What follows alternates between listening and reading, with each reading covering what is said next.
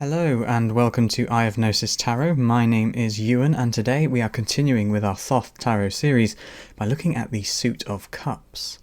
Now, if you've not already seen the first playlist of videos, please do go back and look at that. It is the Suit of Wands, and that is the first suit of the tarot deck, which represents energy, also known as the element of fire. That will give greater context to these cards in the Suit of Cups, which is the next suit in the tarot deck. Now, of course, we will be starting with the Ace of Cups. And if you want to go straight to the Divinatory Interpretations, there is a timestamp down below in the description, though I do highly recommend that you watch through the description and the symbolism of the card at least once before diving straight into divination, so you understand what you're looking at. So without further ado, we'll get straight into the Ace of Cups. Here we see an iridescent chalice of deep blue and green growing from this white lotus flower from this ocean which radiates with these red, cream and blue patterns. From the top of the chalice we see this crescendo of web-like waves bursting forth into an open sky, and these echo the colours that we see in the sea below. You also see that the stem of the lotus flower is being transmuted through the cups and is turning into this white beam of light transmitting into the heavens. Meanwhile, the thelemic symbol of the three aeons, which we will talk about later on, is embossed on the cup, although I think actually the cup might be see-through and it's actually in the centre of the cup.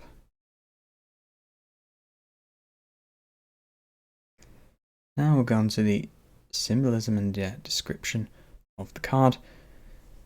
The Ace of Cups is the coexistent equal to the Ace of Wands, and it is also the Ace of Wands' feminine counterpart. When the first doing, so the Ace of Wands, came into being, the Ace of Cups simultaneously came into existence, for it is that being. Indeed, the Ace of Cups technically pre-exists the Ace of Wands, for it is that which the Ace of Wands was conceived in, the infinite void, and this will be something that we look at in Atu 0, which is the full card, when we get onto the Major Arcana.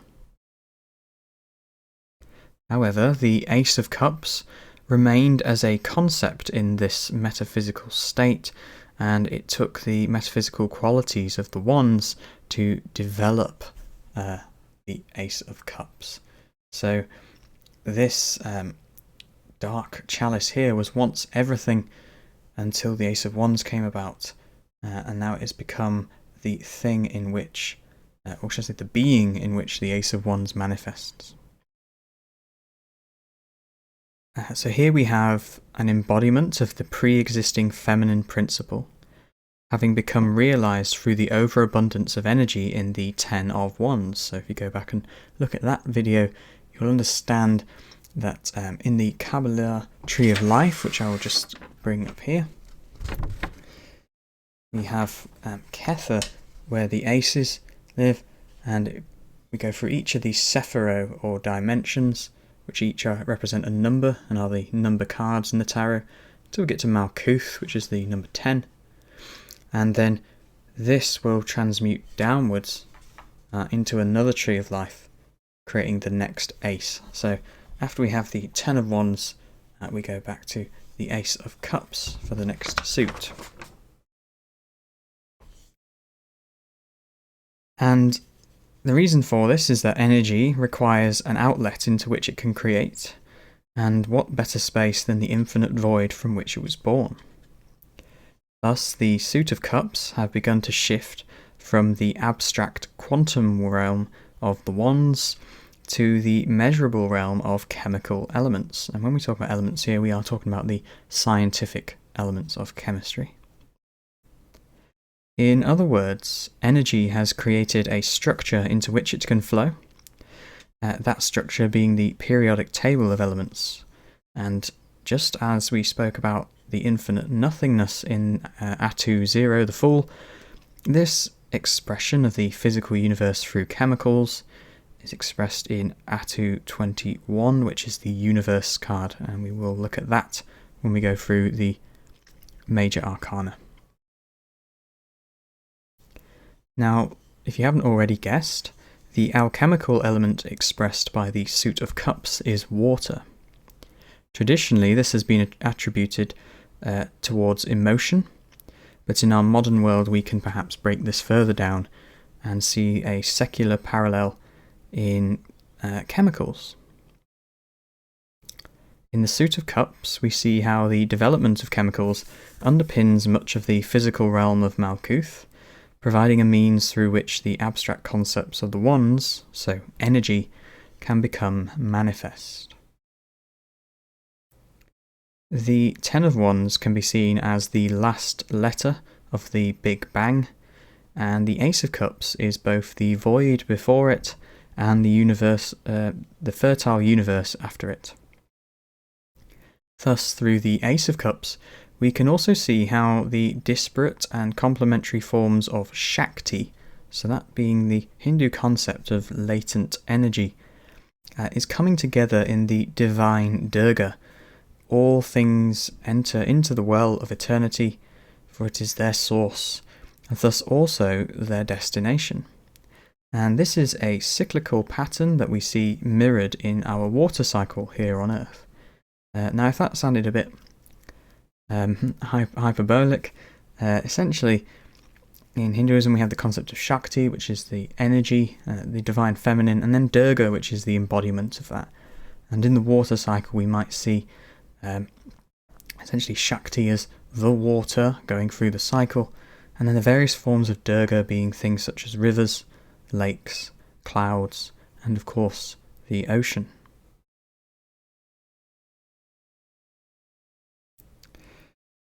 So, looking at the symbolism of the card, the great chalice we see here is of course the central focus of the card, and it has this yonic design, just as the Ace of Wands had a phallic design.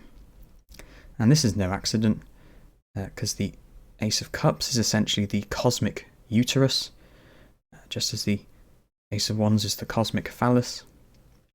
And when the two simultaneously come into being, creation is birth. The something has now entered the no-thing, and the two are eternally coexisting as the hermaphrodite that we call reality.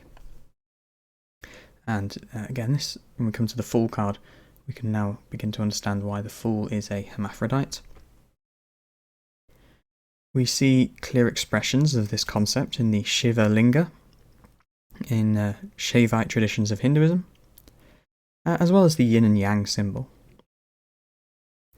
In Christianity, we could say that the Ace of Cups is a representation of the Holy Grail, which both receives and delivers the Holy Spirit, that being life.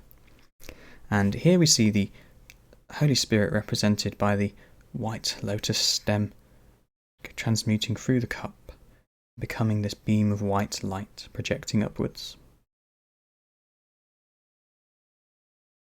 So this kaleidoscopic sea and the mirrored sky, these are the passive and active natures of energy, which the divine feminine stimulates.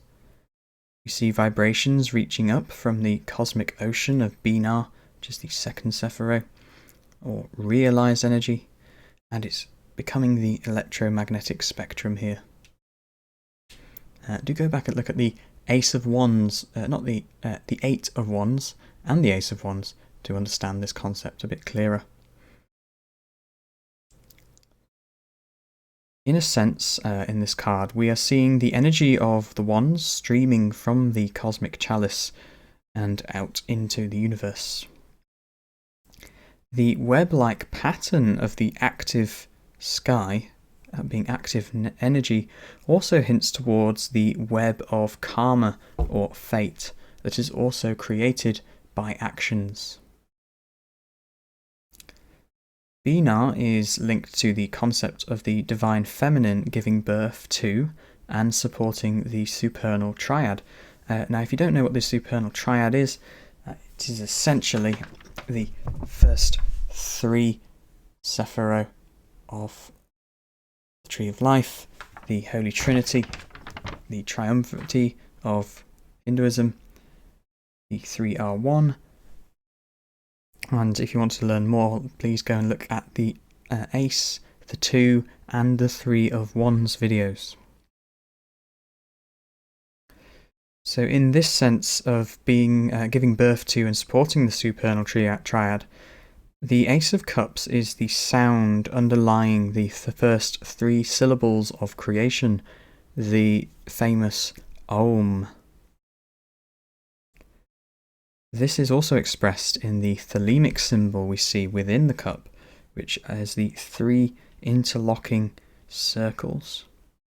And these represent the 3 aeons in Aleister Crowley's philosophy of thelema. It's also a kind of pseudo-religion. And these are the aeons of Isis, which is the divine feminine, Osiris, which is the divine masculine, and Horus, which is the divine hermaphrodite, and their unity is here within the womb of creation. Now, just hearing those names, yes, thelema is heavily based off Egyptian mythology, hence the title of this tarot deck, the Thoth Tarot deck. Now, the final symbol to look at here is the white lotus flower. Now, we've already talked about its relationship to the Holy Spirit, but it's also a symbol of purity, enlightenment, and rebirth, and we find it across Vedic and Buddhist traditions. It is also used as a parable for the awakening of consciousness, as the lotus begins its life in muddy waters and grows up to the surface to become this beautiful, symmetrically and intricate flower.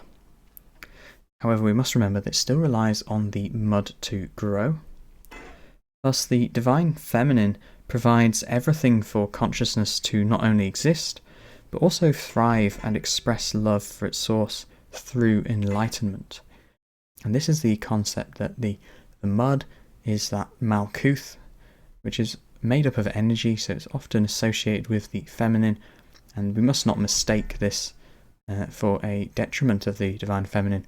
Rather, it is this fertile ground that on the surface might not look like much, but actually it's this amazing source of growth, and the lotus flower comes from it, which is the pure feminine energy.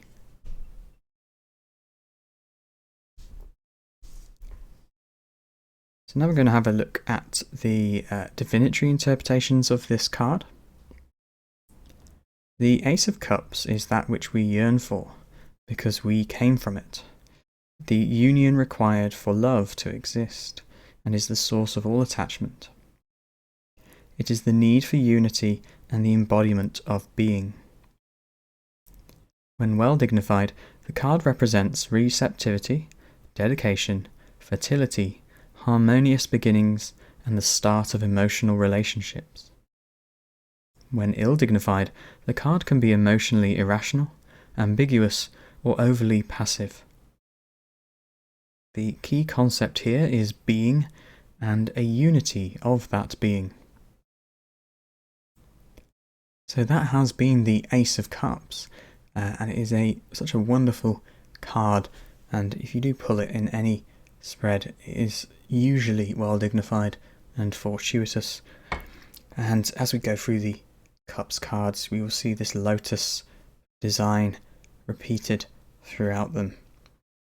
So if you want to see the next video, which is the Two of Cups, probably one of the most popular major arcana to pull, then please do sign up to the channel. The subscribe button is down there below, and hit that bell icon so you don't miss the video and any future videos that you may be interested in on this channel.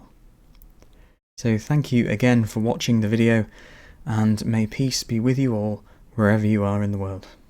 Goodbye.